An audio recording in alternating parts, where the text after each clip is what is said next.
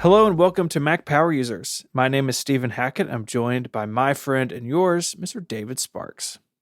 Hello, Stephen. How are you today? I am good. It's good to be with you. Yeah, we are going to be together in just a few days after this thing releases. And I'm so looking forward to seeing you.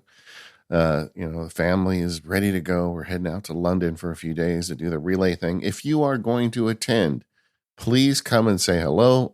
We weren't able to do an event. We talked about this last week too. It's just timing and family and everything. It was just really hard. But I'm going to get there early. I'm going to stay there late. So if you're a Mac Power Users listener and you don't say hi to me, you're going to hurt my feelings. That's all I'm saying.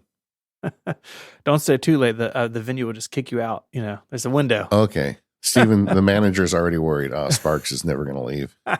It's not. This is Mike Hurley's event. I'm just hanging on for the ride. I'm just all right. Saying, but yes, we are super excited to celebrate Relay's 10th anniversary live in the UK. It's going to be awesome. Yeah. Today we're going to be talking about security, passwords, passcodes. We have a guest I'm going to introduce in a minute, but on More Power Users today, we're going to talk about the public betas because they are out and we have thoughts. But I'll leave it at that for now.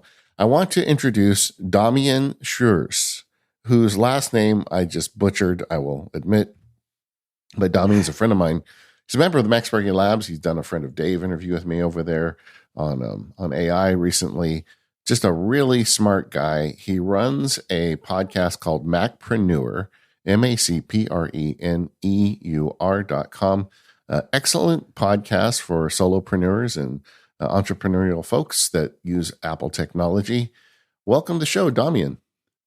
Thank you, David. Thank you for having me. It's a real pleasure, a real honor as well, as I've been listening to the show for a long, long time, the Katie days. Yeah. You already are making us look bad because the accent sounds so cool and we're just dirty Americans. But Damien has done a lot of work with passwords and security on Apple technologies. I didn't realize how much you published on this, Damien, in addition to some of your shows that you've done on it. You've even done a course like on iOS security, right? Well, it came about because I organized some webinars, free webinars, back in 2022. And it was 3 sessions of 90 minutes each, and really covering the whole gamut, right? All the risks, the attack vectors, and also what to do to protect ourselves. Yeah, on the iPhone. Yeah, that's great. And Damien's going to help keep us honest today. We have talked about security in the past on the show, but I feel like it's time to come back to it. The landscape's changed a bit. There are some things we want to discuss and remind, but there's also some new stuff on the horizon with respect to support, particularly with respect to Passkeys. So we've got a full show today, Stephen. Yeah, we do. I wanted to start with some password basics. This is something that we have all lived with now for a long time. And putting the show together, I was thinking back to like my first email account, my AOL Instant Messenger account, in school, and even then, it's like, oh gosh, I don't have one of these things. I have a bunch of these things. And we all have people in our lives who we wish would be a bit more aware of their password and personal technology security. But it is no doubt a changing landscape, not only with the technology between password and passkeys and multi-factor authentication, all things we're going to get to today, but just the complexity of what we need has gone up because we have made this transition now from I may have 2, 3, or 4 online accounts to like my entire life is online and I've got hundreds and hundreds of accounts. And with that, some habits need to change. And as we continue down this road of everything being digitized and online, we need our passwords to do hard work for us. We're not just protecting our high school email account. We're protecting our bank account. We're protecting our investment accounts. We're protecting all these different things. And some of the old tricks just don't work anymore.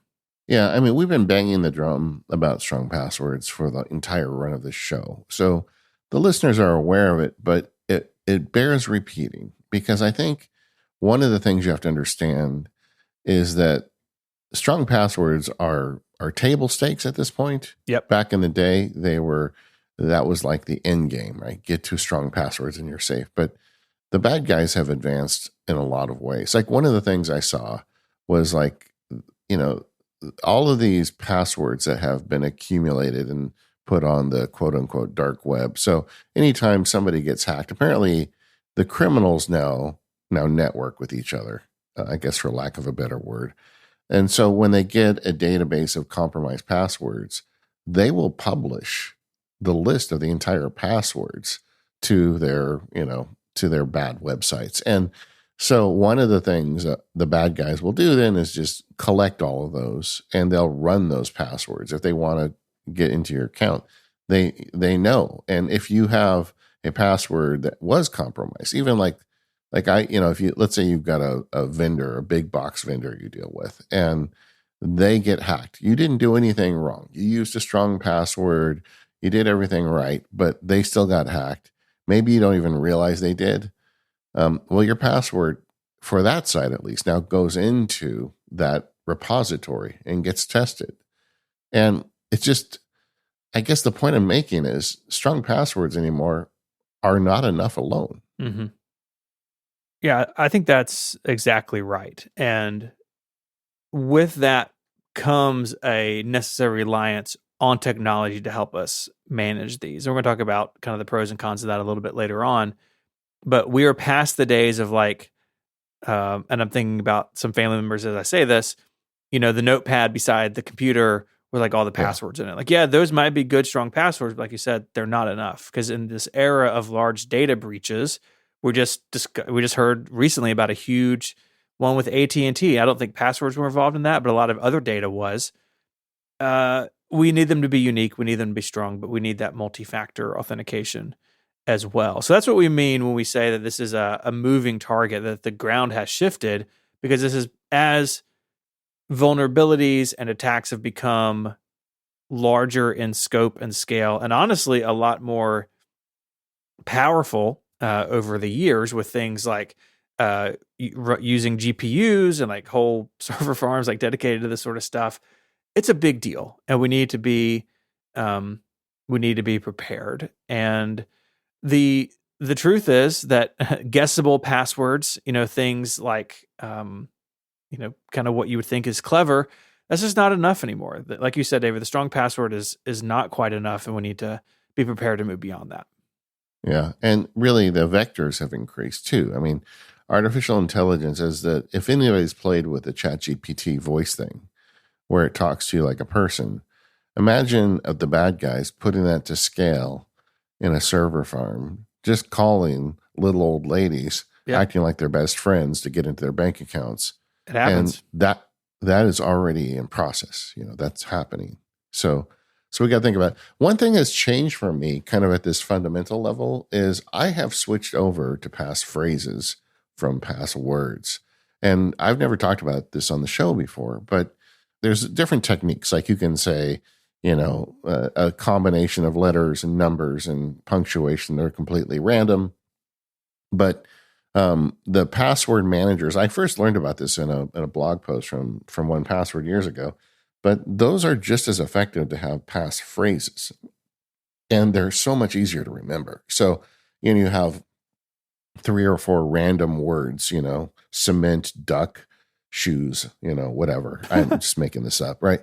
But you put these words together in random passphrases, and then if you really want to get complex, you add some other characters as well, or numbers that make sense. And then you get this long string of text as a password. And in a lot of ways, it's more effective than a shorter kind of historic password, easier to remember, and they're harder to brute force because there's more digits. Yeah. I don't think I've ever told this story before, but 150 years ago when I was a Mac genius, we had to rotate our passwords for our internal Apple IDs every 60 days or 30 days or something. It was pretty often. And that was a long time ago for me, but that's when I first came across passphrases, because trying to pick a new random password every month or two was hard. You're using it all the time. And someone, another genius who I worked with, told me about passphrases and what he was doing. David, this is why I just thought I literally just thought about this as you were talking, is that he used he based his passphrases on the Star Wars films. Now, he wasn't using the titles, because that's, you can do a bit better than that. But he would think about like the plot points in Star Wars movies and make passphrases out of them. I was like, that's great. Again, we need more than that today. But passphrases can be really useful, especially when you're talking about accounts where sometimes you have to interact with them on devices that don't have easy access to a password manager, or you're trying to enter them on your Apple TV or something, right? We're trying to get to the left bracket maybe a little bit trickier than it needs to be. So it's a good tool to have in your toolbox. And a lot of the popular password apps generate them, so you don't have to even come up with them on your own. Damien, where do you stand on passphrases versus what I'll call like traditional passwords? Do you do any of that stuff? Yeah. So I'm using the passphrase technique a little bit differently. Is that I start with a sentence, like a very long sentence, but then I reuse, for instance, the first letters or the last letter of words. I put symbols or special characters between words. I replace some of the things maybe with numbers, with digits. And so the basis is the same, right? So I'm starting with a sentence, but when you look at the result, it's almost random. It's random looking, but very easy to reconstruct. And then I use that as a basis. And for the different accounts, then I have my own schema on, a special character, and then a way that is related to the Google account, the Apple account, the Amazon account, right? That makes sense. Like for do or do not, there is no try. DODNTINT. That's a pretty random phrase, but you could remember it by that. But it's very important, the part you said about the schema at the end. That's not enough, right? I think you have to go a little bit further. Yeah, but with that example, for instance, you could replace the O by a 0 or the I by a 1. And then there is another technique called the padding technique, where you actually sprinkle special characters throughout your password. So you could have, for instance, __, DODNTINT, and then something else, right? And to make it even stronger. And what we have to remember, I think, is that the attackers, most of the time, they have an encrypted password, right? When there is a data breach, nowadays, very few sites do not encrypt the password. So it's an encrypted thing.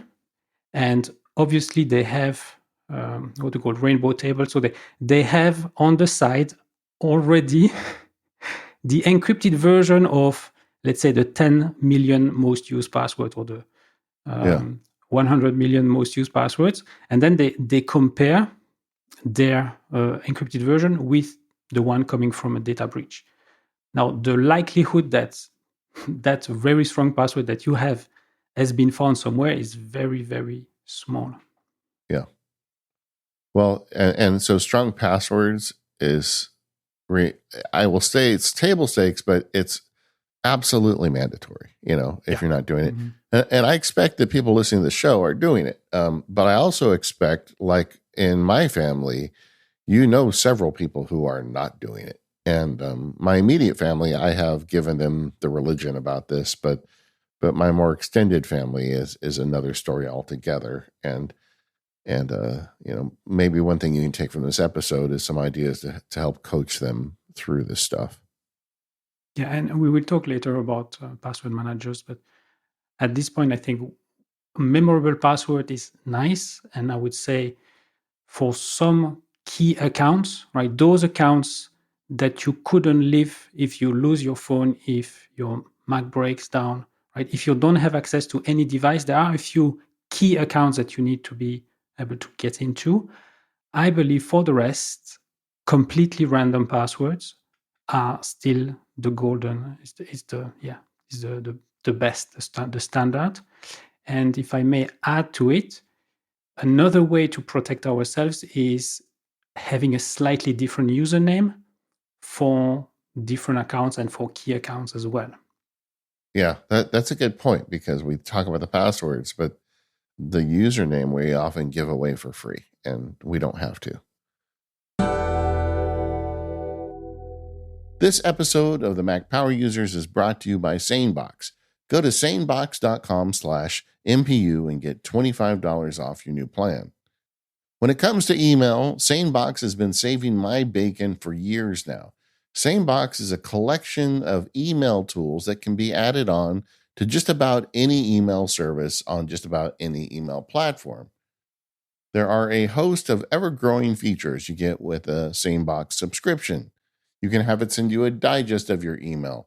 It's got a do not disturb service, so you can set a schedule and stop your email during times of the day you don't want to get it. They've got reminders, so you can have it remind you if someone doesn't write you back. They've got training and filters, so it can automatically sort your email for you. It can also defer email, so you can say, put this off until next week. If you want to manage attachments into a cloud storage service, they've got that. And there's so much more. Organize, deep clean, and even more settings that you can control your email with. I use SaneBox with an iCloud and an IMAP server, but you can use it with pretty much any other email service you need. It doesn't matter what app or what service, SaneBox works on top of them. This is my secret weapon to make Apple Mail an even better application, and I've been using it for years. Both Steven and I are subscribers. We dig it. You'll probably dig it too. By the way, SaneBox gets a ridiculous subscription rate for Mac Power Users listeners because we get it. We're willing to pay a few bucks to make email better, and SaneBox does that to you without requiring you to use a proprietary app. So go check out SaneBox at sanebox.com/MPU. If you go to that site, you'll get a $25 credit. Just give it a try and see what you think. It's really powerful. Once again, thanks you, SaneBox, for all of your support of the Mac Power Users. Stop letting email become the boss of you. Why don't you become the boss of it? Go to sanebox.com/MPU to get that $25 credit and get started today.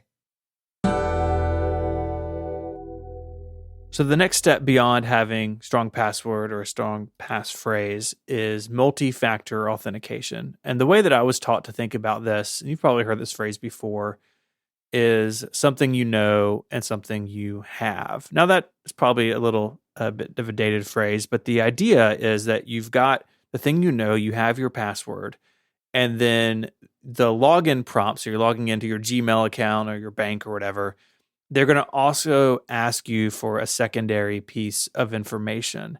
And generally, we're going to talk about some more advanced ways to do this, but generally you've got something like a two-factor code being sent to your phone via text message, right? So I'm logging in, I give it my password, and it says, oh, hey, we sent a thing to your phone or to your email, maybe. Please enter that 6-digit code. We're all familiar with this. Something I know, my password, something I have, my phone. And there are some pros and cons to using the SMS two-factor system. If you are someone who may be a specific target, it is actually not too difficult to get a hold of someone's SMSs if you're a bad guy. I think in the world of eSIM, that has gotten a little bit better than like the old physical SIM days. But you can also set this up in an application like Authy or 1Password or its competitors, where you can actually when you set your account up, you'll get a QR code and you put that in the app, and it's generating a rotating number of two-factor authentication codes, and they time out. So even if someone looks over your shoulder and writes it down, it's only good for 30 seconds or 60 seconds, and then a new one becomes active. This is really the first step in what we're talking about when we have these big data breaches, and like a long list of millions of passwords are dumped out on the internet somewhere. That's bad, and you don't want your password in them, so you want a strong, unique password. But the two-factor, the multi-factor, gives you that extra backstop against even if someone has your username and password, as long as they don't have access to your phone number or your SIM card or your password manager, you still have a line of defense. Yeah, I want to stop for a minute on the SMS question, because every time this comes up, I get email telling me how bad it is to advise people to use this SMS for two-factor. And SMS was kind of the beginning of this, where and we all have done it, right? You go on a website or you go, maybe your bank or something, and they're like, well, we're going to send you a text message with a secret code. Make sure to give that to us. That is two-factor. And it's the simplest two-factor. And Stephen is absolutely right. SIM cards can be spoofed. People can get that data. And especially if you're maybe target of hacking, it's not going to work for you. But the thing I want to get clear is, I think people are so down on SMS as two-factor that they almost encourage people to not do two-factor. Like, well, if you don't have the app, the SMS isn't worth it. But it is. It's better than nothing. I think SMS is fine if that's the only option you have. Sometimes the vendors you work with don't have app-based SMS or two-factor support. And I'll take that over nothing. And but it's okay. You need to understand that using it with an app is better. And there's a bunch of apps that have these solutions built in now. Authy comes to mind. 1Password does it. Apple is doing it. So there's a lot of different ways you can get these two-factor in app. But don't just completely dismiss the idea of SMS if that's your only option. The terminology is SIM swapping, right? SIM swapping when a bad actor contacts your mobile service provider, and they manage to make them believe that they are you. Yeah. And so they take over basically your phone number to receive SMSs. And they receive SMSs in and not you. And this human engineering is such a part of this now, that this is the first example. We'll talk about it today, but it's all over the place. And that's when you are targeted and they can go through it. So if you can switch to app-based two-factor, then you should. But if you only have SMS, that's okay too. But boy, 1Password is a historic sponsor of the show. They've been around forever as a sponsor. So we just want to be clear. They're not sponsoring this episode. They didn't even know we're recording it. They have no knowledge about it. But I will talk about it a bit during the show because of my knowledge of their app. But they do tell you when there is multi-factor available with the websites you use. And that really helps, because I think that for a lot of us, we've got these accounts with sites that we made years ago, and they have since added multi-factor authentication without you realizing it. So one thing you can really do to improve your security is go through with your critical accounts and make sure, just go in and check the website, make sure if they have two-factor authentication in any form enabled, that you go ahead and turn it on. Yeah.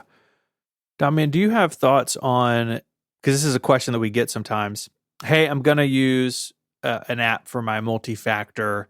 So instead of getting an SMS, instead of getting a text message, it's just in the app. Some people say, hey, it's fine to put those in the same application as your passwords. Other people say, gosh, no, wow, the idea is multi-factor. You don't want your eggs in the same basket. Have your passwords in one app, have your multi-factor in another. Where do you come down on that? My take is some services are more critical than others. Like, for instance, our email accounts, right? Usually that's the username. So for these kind of things, I like to have my second factor in a separate app. And then for the less critical accounts, I don't see any big problem to have it in my password manager, because anyway, I have a very strong password for the password manager anyway. And depending on the one that we have, some have even more. I have two-factor on for the password manager itself as well, which is also in a separate app. So yeah, we cannot prevent social engineering, right? I could still fall trap in for that, but I would say, yeah, if it's critical, I think it's still better to separate them. Otherwise, it's okay to have it in the password manager. I mean, so much of this is just use common sense, right? Mm-hmm. But when you said earlier something you know and something you have, you guys are both using physical devices for this two-factor authentication, right? Tell us about the YubiKey. Yeah, this is new for me. I've got friends and family members who have used one for a long time, and basically it offloads your 2FA and can do some passkeys and other stuff, and offloads it to actually a physical device. And some of them, there's different brands even within Yubico, which is the brand I went with off a recommendation from a friend. They have various different options within their product line. But the idea is like, okay, well, the logic that makes the two-factor codes, the rotating codes, it's on an actual physical thing that even if someone has my email address and my password, they're not going to have the thing that's in my desk drawer or in my pocket. And it is new to me. Like I've only moved a couple of accounts multi-factor over to it. And I think I'm going to treat it basically exactly what we were just saying. Like I'm not going to move everything over to it, but some like really critical stuff, like, my primary email address, some of those sorts of things. I think I am going to move to this. Now, there are some, as with everything we're talking about today, there are trade-offs in terms of security and ease of use, right? Like it's super easy to have one password for everything using the same password. That's really easy. But boy, there are trade-offs with that, right? Everyone's going to own all your stuff. SMS two-factor, right? Well, it's easy. I always have my phone with me. I get the cool autofill feature in macOS and iOS, but SIM card spoofing and other things exist. This is kind of the far end of the thing. Like if I need to log in, say that I'm in my Gmail account to this and I am logging in somewhere and I don't have this on me, then I'm, using a backup code or something like that. So it's all trade-offs, but I'm very new to this world. And so I've only been exploring it really a couple of weeks ahead of this episode. So I'm not sure I'm in a position to give like my definitive thoughts on it yet, but it does make me think about not all accounts should be treated the same thing, like what we were just saying. I think that is something I have thought for a long time, and preparing for this and talking to you all today, that's a change that I'm sensing in my own setup of like, what, there are a handful of accounts that deserve a little bit more. And the YubiKey, just for folks not aware of it, it's a thumb drive. It's like a little thumb drive. And they've got the really tiny ones, and they've got the ones that go on your keychain. And if you really want to go nuts, they've got some that also have a fingerprint sensor, and so you plug it in and it reads your fingerprint. And they're authentication devices. And I guess, Damien, you use one as well, right? Yeah, I've been using one for a while now to protect my Google Workspace account for my business. And yeah, it's inconvenient. It's very inconvenient. The thing is, like with Google Workspace, for instance, it's possible to configure multiple methods for two-factor authentication. So in my case, I still have the code, the rotating code, plus the security key. So for for an attacker who would not, I would not say an attacker, for someone who is not very tech savvy, if they would try even to log in to my account, they would be first with please enter the key. And with Google Workspace is really you enter your username and username and password, and immediately it like blocking the login screen. And it's not obvious to know that you have to click. There is a little link if you want to get out of that and try another method. Where do you guys keep your YubiKeys? I mean, I think putting it on the keychain would be actually kind of dangerous, right? Because you might lose your keys. Yeah, that's why I've not fully replaced all other authentication, two-factor authentication method by the key. So I still have the other one, but yeah, well, it's in my. I have a bag that I carry with me everywhere I go. So it's it's there. Otherwise, I keep it at home as well. Even sometimes when I travel and I know it's really only needed whenever we log in from a new device or a new browser, a new session somewhere, right? So if you have your own devices and you're already logged in, you're not asked to re-authenticate or to use the key. That's also another thing.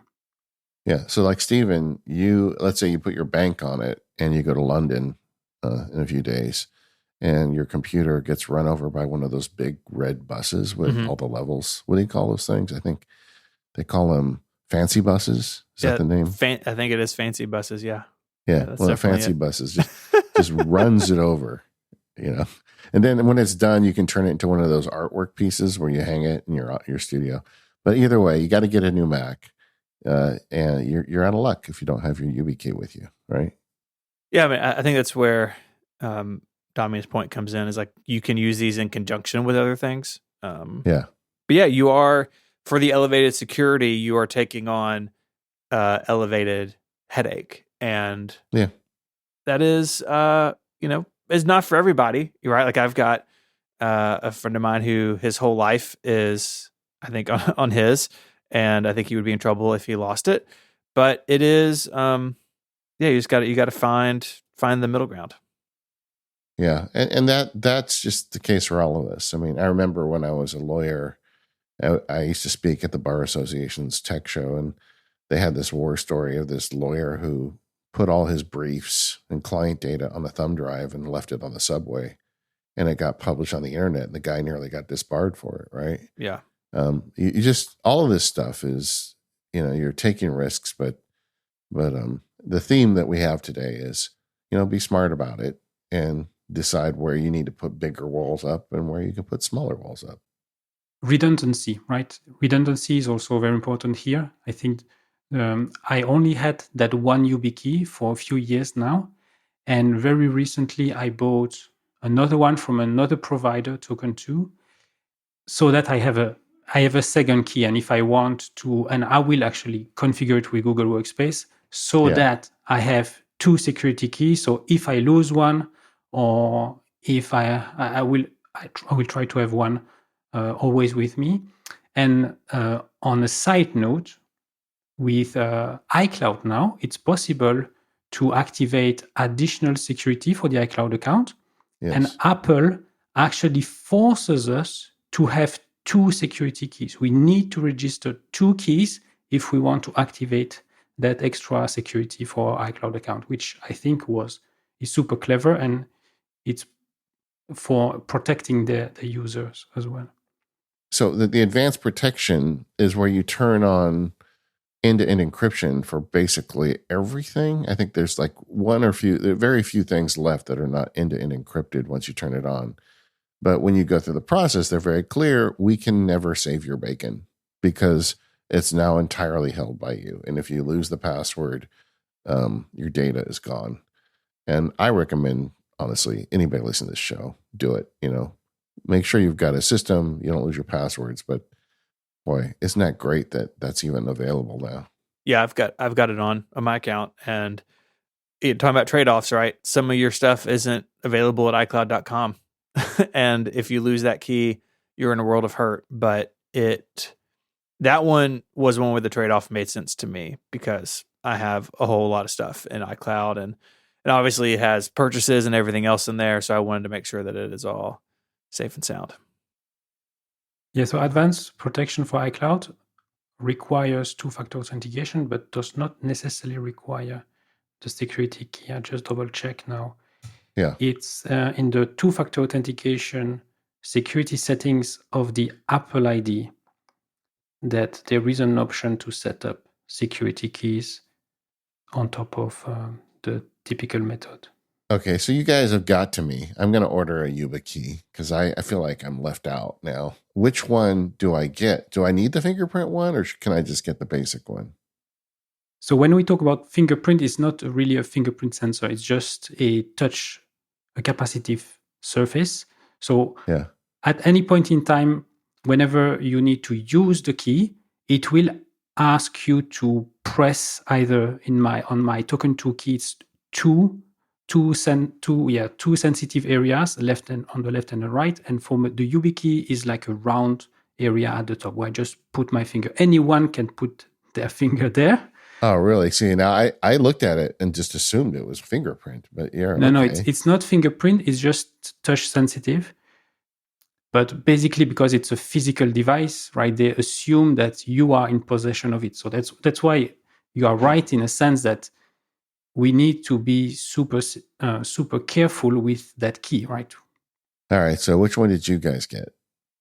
Mine, I bought the Yubico, the basic 5 with the USB-C port. With the touch section. I think they've got one without, but there are different brands and different things out there. Like I know Token 2 that Damien mentioned is another popular one. The YubiKey was a USB-A only, which meant that I had to use an adapter on my MacBook Pro. And the Token 2 is actually USB-A, USB-C plus NFC, meaning that it will work with my iPhone 14 Pro Max, which still has a Lightning port. And so for me, with the iPhone, it would be via NFC. So, Damien, having owned both of them, would you recommend Token 2 over Yubico? I haven't tested the multi-system, right? The multi-port and NFC from Yubico. So I cannot speak about that. But yeah, I like the Token 2 very well. This episode of MPU is brought to you by NetSuite. Quick math: the less your business spends on operations, multiple systems, and delivering your product or service, the more margin you have and the more money you get to keep. But with higher expenses on materials, employees, distribution, borrowing, and basically everything else, everything costs more. So to reduce cost and headaches, smart businesses are graduating to NetSuite by Oracle.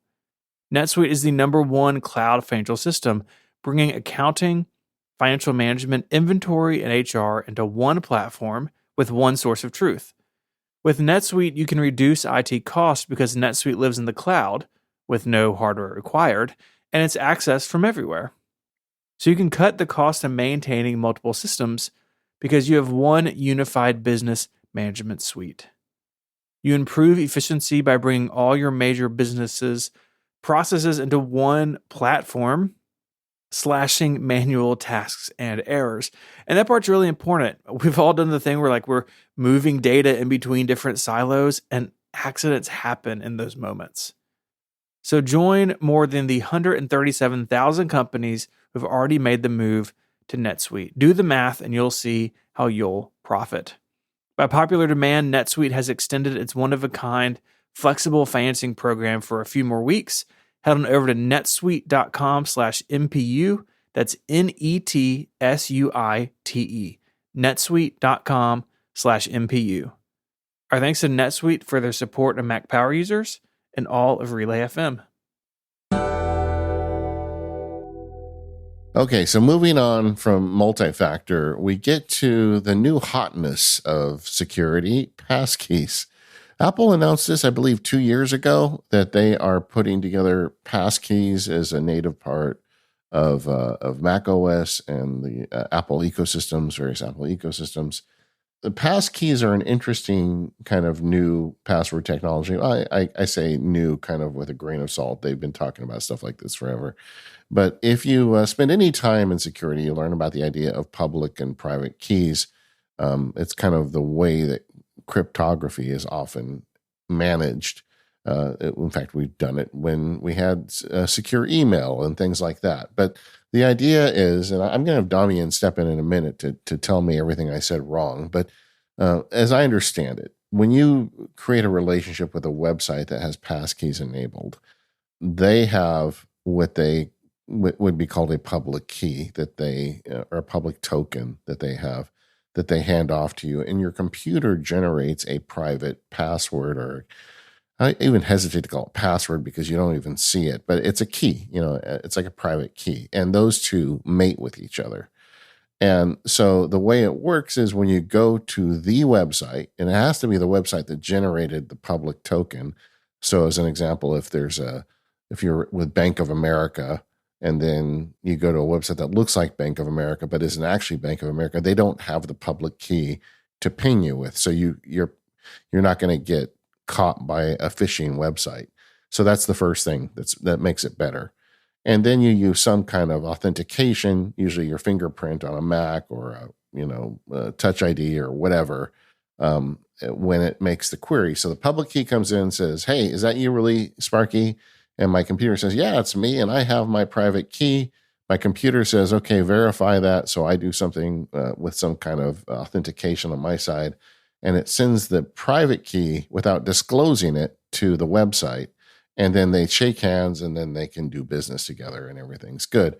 So a couple advantages of this that I'm aware of, but I'm going to let Damien, like I said, fill in, is you're not going to get caught by phishing as easily because the phishing websites don't have the public token to ask you. The other nice thing is you don't have to come up with a password. All that stuff we talked about, strong passwords, kind of goes away. And it does it basically on device. And so that's another real convenience because you don't have to manage that. And then if the website gets hacked, they're not going to get your private keys because the website never has possession of them. How'd I do, Damien? Yeah, you did good. The one thing I would say is it doesn't matter even if the public key gets loose, right? That's the beauty of the system, because the way it works is there is an authentication server in the loop, right? So it's actually it's a three-party operation. So we have us, the user, the website we want to authenticate to, and there is a third party, which is the authentication server. And whenever anything happens through that authentication server, it's only through the pair of private and public keys that we can authenticate. And the pair, how can I explain that? I found an analogy of a safe. Basically, it's a safe. It's not 100% what's happening, but to make it easier to understand. So imagine a safe which would have actually two locks. And one lock is for the public key, and the public key, let's say that the website has the public key, and the only thing that the public key can do is close the safe. It cannot open the safe. It can just close the safe. So the safe is opened, and what in the protocol, there is what is called a challenge. And so to prove that we are who we say we are, the website sends us a challenge. And the only way to open the safe is with our private key. And then we receive the safe. And so even if someone in the middle received the safe, they could not do anything with it. And because only the website can put something in the safe, they cannot through that third party. It's the key here is the third party. Then we are the only one who can open the safe. We see the challenge, and by then responding to them, we can prove to the website that we are who we say we are. And yes, that's basically in a nutshell. There are actually two big steps, right? There is the moment we create that pair of keys. What happens is that in practice there is also something else that is created. It's called a credential ID, and I would say that's maybe the most sensitive moment of the whole process, because that's at that point that it should not be intercepted, because at one point we have both the private key, the public key, and that credential ID. And then what happens is that we give to the website the public key and the credential ID. And from that point on, it is truly phishing resistant. I think that this is a far superior system for all the reasons you stated, but it's a little jarring as a traditional computer nerd when you first start using them. Like I've built them with Apple software and with 1Password, and it's like you expect there to be more going on, right? You push a couple buttons and then it's the pairing is done, and you don't. It's like you don't go to pick a password or use a passphrase or anything. All that stuff is now out of the loop. It's all encrypted data on your computer.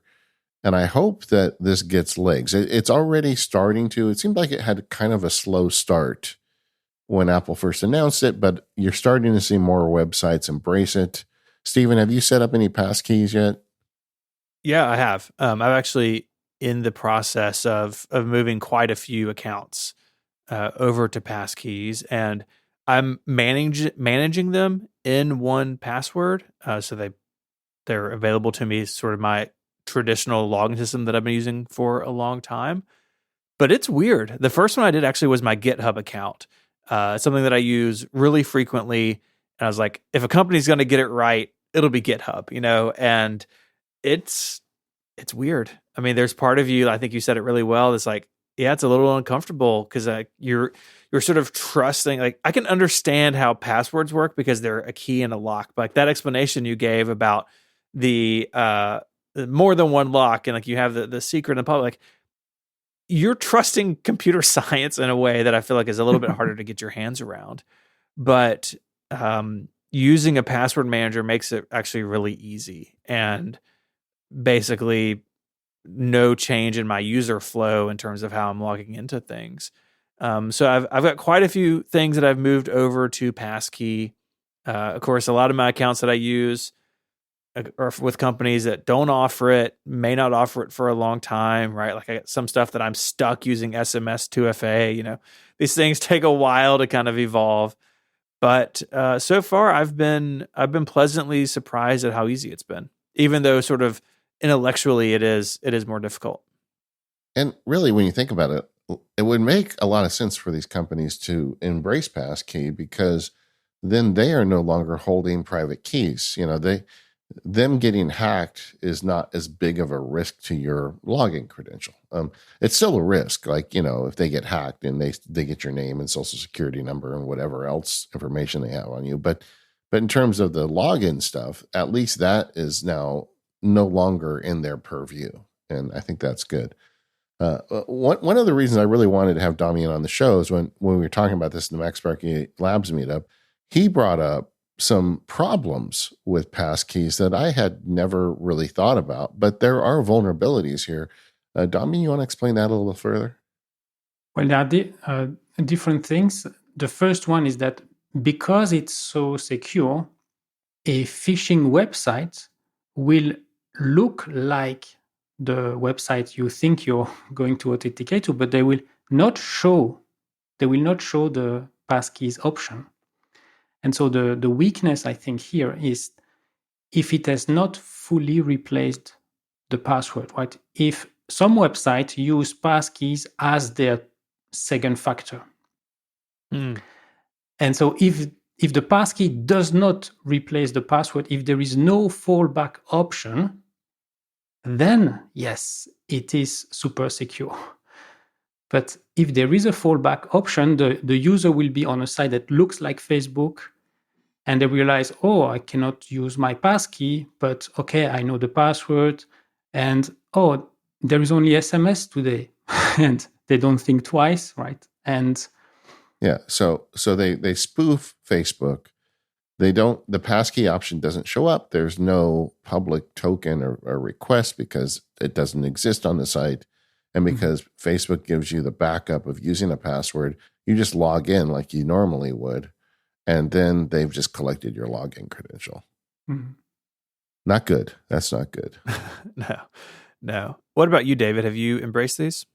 Oh yeah, I'm in. I mean, once I started using it and got comfortable with it, I think this is the future of this stuff. And I think it's going to be a longer rollout than people expect. But, maybe 5 years from now, where this is passkeys are largely everything. But I don't know why anybody running a public website wouldn't want this. Like, I mean, even I've been making inquiries to Teachable and Memberful, the people that I have, because some of my customers have accounts, and I'm like, how soon can you get this done? Because this is so much better, and everybody's trying to figure it out and they don't want to mess it up. And I get all that, but this is going to be ubiquitous. I think in the next time we make one of these security shows, I think passkeys are going to be a much bigger deal.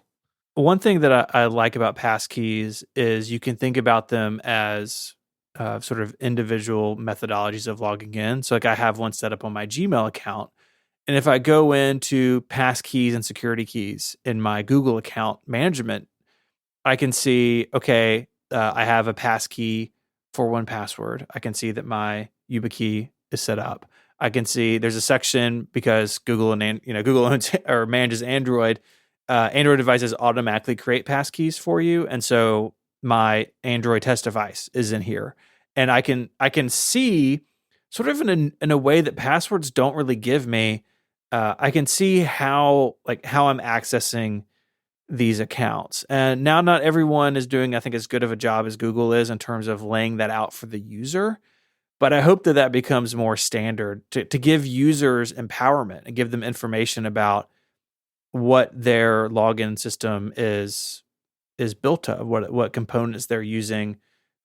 Just the way that we've had for a long time. We're like, okay, I can turn on 2FA. I can see my backup codes. I think there's some interesting, useful things that can happen around the UI of passkeys that it's early days. We're not quite there yet with everybody, but it's getting there. I know you've thought about this more than me, Damien. When do you think the adoption curve is going to really take off for passkeys?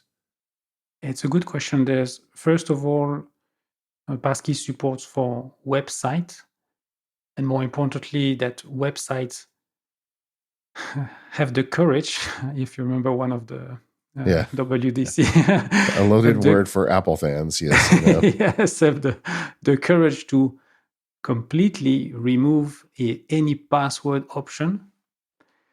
The second thing is support also at the devices level, operating system level, and so on. It's much better today than it was 2 years ago.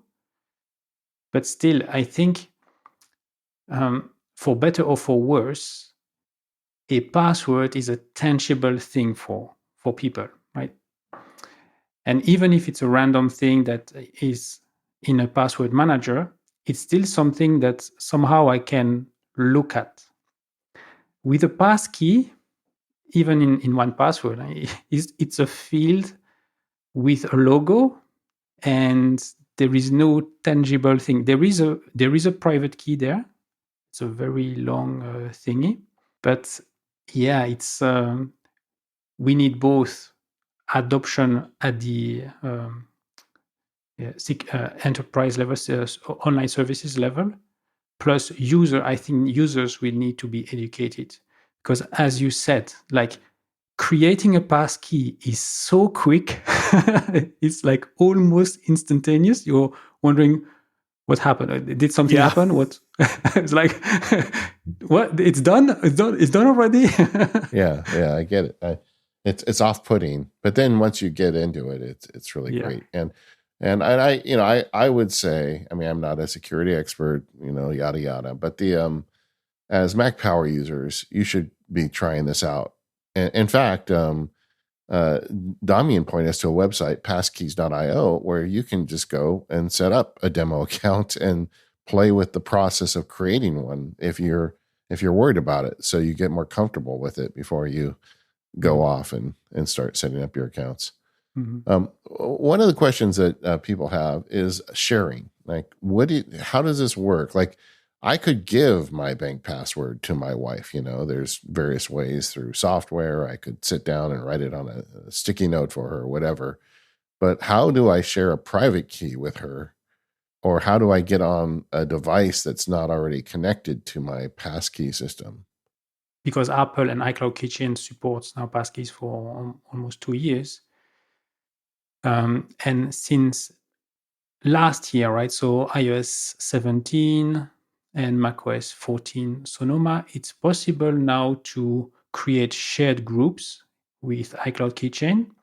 And so if the passkey is in one of the shared groups, it is available to anyone who has access to the group. So that's one way to share it in the Apple ecosystem. Then with 1Password is through a shared vault. And if people use Bitwarden, another one that supports passkeys, you need an organization. An organization can just be a family of two, but you need what they call an organization and have a shared collection within that organization. Yeah, so they're more shareable than you would think. And then, what about the problem of a different device? If you try to log in on a device where it's physically not possible to have the passkey, there is a QR code fallback option, or not fallback. There is a QR code option, so you can request a website to show a QR code which you snap with a device that has the passkey. So let's say your iPhone has all the passkeys that you need. You're on another device, even from somebody else. You could be on somebody else's Mac, and you could ask for the QR code. You snap it from your phone.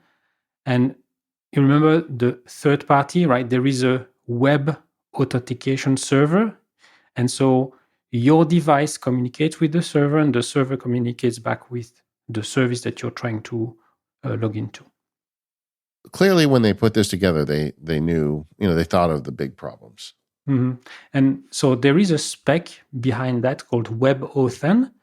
And the spec says that it's possible to have multiple passkeys for the same account. So it's also theoretically possible to say, okay, you log into account. So let's say you have a VA or something like that. So the VA logged into your account could then create a passkey that would be stored, a different passkey, but stored on her device. That's also possible. What if people are now convinced and they want to go and start setting up some passkeys, but they don't know which of the services they work with support them? Yeah, for that, they can go to passkeys.directory. It's actually a page that's provided by 1Password. And you can search for services, and there you see the list of all the services that offer passkey support. If it's only sign in, and multi-factor authentication as well. And for each service, there is a details page that explains the things. And And the sad news is the total listings on this page are 169. It's not enough. Yeah. And I see a lot of like forward-looking software companies, Adobe, Microsoft. Those people are all in with passkeys. What I don't see is a lot of banks and financial institutions, and they're just not there yet, But at least you can get started with these types of services. Mm-hmm. Earlier today, I was wondering, I have a WordPress site, and I thought, okay, could I offer passkey support, or could I make it in such a way that I would use passkeys to log into the web admin of my WordPress website? And I was shocked. There is one plugin, and I would, no offense to the developer, but to me it felt a bit half-baked. It required additional PHP thing, and even though I'm quite technical, I didn't feel comfortable installing that on my WordPress website. So, and because it's, I don't know, Steven, is it 40% of the web is powered by WordPress or something like that? It's once WordPress websites will be able to easily add passkey support, I think that will also move the needle quite a bit. This episode of the Mac Power Users is brought to you by ZocDoc. Find the right doctor right now with ZocDoc. Sign up for free at ZocDoc.com/MPU. Being an adult has its high points, like you can eat ice cream for dinner anytime, or leave a social occasion early to eat pizza and get an early night. But it's not all fun. You also have to do your taxes, figure out what's for dinner every night, and make doctor's appointments. And for that one, there's ZocDoc, the healthcare app that makes adulting that much easier. ZocDoc is a free app and website where you can search and compare high quality, in network doctors, choose the right one for your needs, and click instantly to book an appointment. We're talking about in network appointments with more than 100,000 healthcare providers across every specialty, from mental health to dental health, eye care to skin care, and much more. You can also see their actual appointment openings. Choose a time that works for you and click to instantly book a visit. Plus, ZocDoc appointments happen fast, typically within just 24 to 72 hours of booking. You can even score same-day appointments. The hoops you need to jump through to get a doctor appointment are kind of ridiculous. You got to make sure they're in your network. Then you got to sit on hold. And then you've got to find out, well, even though they're in the book, maybe they still aren't in the network. And at the end of it, you don't even know if it's a good doctor or not. ZocDoc just solves all of those problems. As soon as I discovered the service, I became an instant member. Now I can book doctors in my insurance without having to call and wait on hold, and seeing the patient reviews to know that they're good doctors and the right fit for me. Anybody who needs a doctor appointment should use ZocDoc. So stop putting off those doctor appointments and go to ZocDoc.com/MPU to find and instantly book a top-rated doctor today. That's ZocDoc.com/MPU. The URL one last time, ZocDoc.com/MPU. And our thanks to ZocDoc for sponsoring the Mac Power users and all of Relay FM. There are some other passwordless authentication methods, though, such as the email loop. What's that about? So when you log into a website, you will enter your username, but you will not be prompted to enter a password. Immediately, the website will tell you, please open your inbox and check an email that we send you. And sometimes it's a login link, right? Slack has this kind of magic link, as they call it. You click on the link and you get authenticated.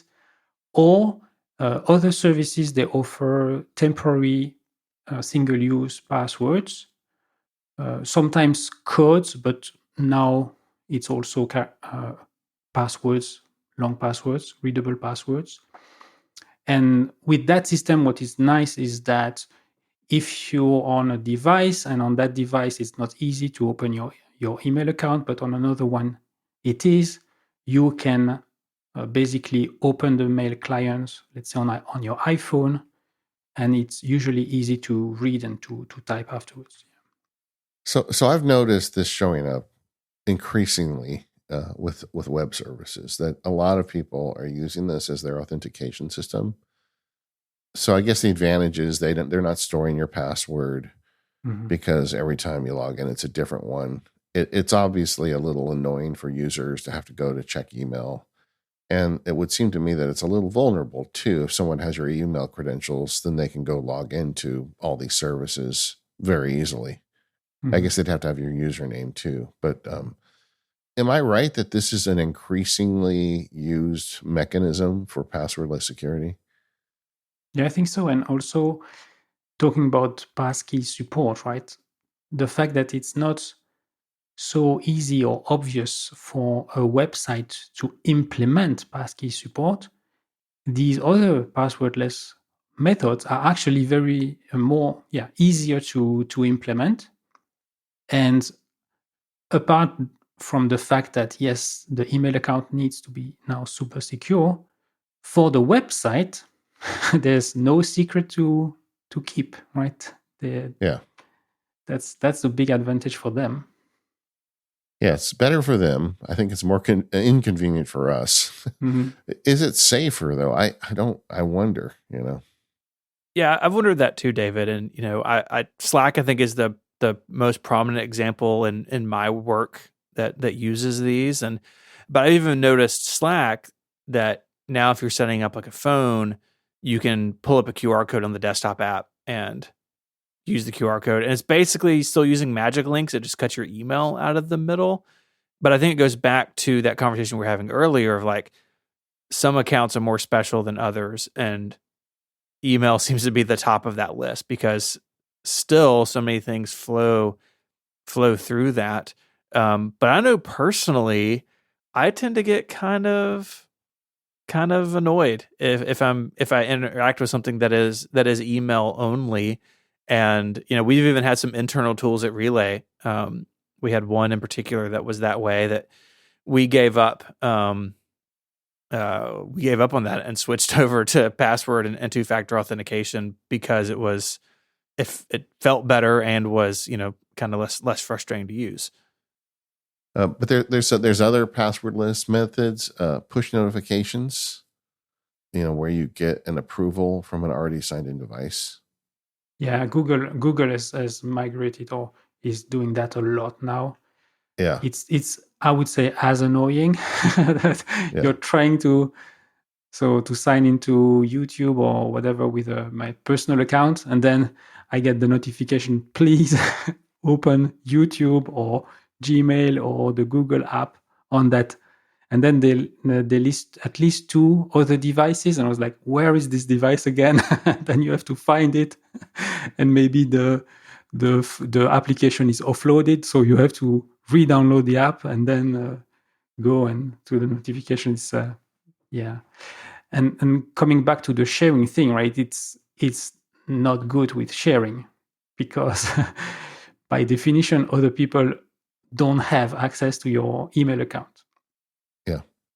Yeah. So let's talk about password managers a bit. What makes them good? What makes them bad? Do you use a password manager? Yes. I'm using 1Password mainly. Yeah. A combination, actually. I have a few things in iCloud Keychain, and most of it is in 1Password. And then what app do you use for your like extra special authentication for two-factor? I use OTP Auth on my iPhone, and it synchronizes things through iCloud, and it's available also on my Apple Watch. So I have a complication with that as well.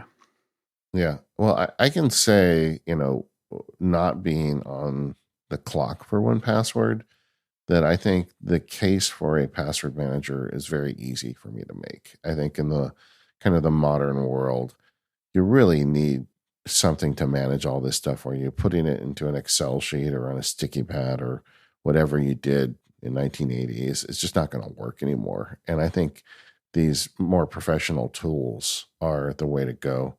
We're not going to push any, I mean, we all three of us use 1Password. So obviously that's kind of the elephant in the room, but there are others too. And, you got to make your own decisions about what software you want to use. But I do think that it really assists you with kind of historical or traditional password generation and memory, but it also solves sharing and sync in ways that, you really can't do with a roll your own solution. Yeah, I would say for most people in the Apple ecosystem, iCloud Keychain has gotten much better. It's a very good, free, available on all Apple devices, and I would say even on Windows PC, right? If you install iCloud for Windows, I have a virtual machine. I have Windows 10 virtual machine. I have a Windows laptop for work to do some training sessions and so on. And having iCloud passwords on my PC or the virtual machine, it's a nice thing to do. And not only that, but also Apple now has released a iCloud password Chrome extension. Right, so it's even possible to have access to our iCloud passwords from another browser. Yeah, we talked about that in our ARC show. And around the corner is Apple's own password app, Password Manager, which is going to be here in September, or whenever they release Sequoia and iPad and iOS 18. I think all three of us have played with it at this point. What do you guys think? Yeah, I mean, it is an evolution of where they were with iCloud Keychain, right? The biggest knock against that was it's buried in settings or some weird corner of my phone, and they've graduated it to its own app, and in doing so, they've made it easier to manage certain things. But it is an evolution of where they were. But I will give them credit. There was a time where if Apple had done this, they definitely would have just been like, nope, it's for Safari only. And I am glad that whatever debate happened internally at Apple, the people on the side of, we need to protect our users, and that means having a Chrome extension, that means having it accessible to Windows. That's good. Now, the gaping hole in their lineup is an Android app. And I would imagine the cross-section of users that like have a Mac but an Android phone is way smaller than the set of users that has an iPhone but a PC. But I would like to see them to continue to expand that. But I think it's very much in line with sort of Apple's other tools that we've spoken about over the years on the show, right? There are things that are more powerful than Apple Notes and Apple Reminders, but for most people, they're going to get the job done just fine. There will be people who need more than what Apple's Password app will give them, and that's where third parties will continue to do very well business wise. I'm not worried about the password manager market just because Apple's moving in. There's more notes apps now than ever, right? There's more task managers now than ever. It will continue to be the same, but yeah. I think they've done a good job for the bulk of their user base. And I think for a lot of people, this is going to be the first password manager they ever use. And you know what? That's awesome, because more people should use tools like this. Well, I think for the vast majority of people, this will be the only password manager they ever use. Yeah, and this is way better than what we had before. Like, the number of times my wife has asked me how to surface an iCloud password, I've just lost count, because it's just so cryptic the way they do it now. And I can't wait to tell her, just open the password app. Yeah. It's not going to do things like third-party apps. Like one of the things I like to do in 1Password is I take pictures of the backs of all my credit cards. Like if you're traveling and your wallet gets stolen or you lose it, like that information is useful. Or even just credit card information, that doesn't do that, and secure notes. And, there's things that third parties are going to seize on that I don't think Apple's ever going to go there. Like they don't want to store pictures of your credit card. They don't want to be responsible for it. Yeah. And I think another thing that I really like about dedicated password managers is sort of what I've come to call like templated information. And this has been on my mind because, again, the UK trip is coming up. And I, in 1Password, set up all like our passport information. And they have a template for that, right? It's not a password, right? It's basically just nicely formed fields, but with the information that I need. And yeah, Apple's going to leave that to the third parties, and that's just fine. Yeah, and multiple fields for an item. So until now, and luckily it will change with Apple Passwords app, but with iCloud Keychain, you can only have one URL for a username and password. Right? You cannot, for Amazon, for instance, you have the amazon.com.ca.co.uk. And so in the case of iCloud Keychain, it used to be you would have separate items. And with the Apple's Password app, you will be able to configure at least different URLs. With third-party password managers, like 1Password, like Bitwarden, you can define your own custom fields. And so, for instance, if for iCloud Mail, if you want to configure and have access to your iCloud.com email address from Outlook, you need to create an app password. You need to go to appleid.apple.com, go to the security there and create your app password.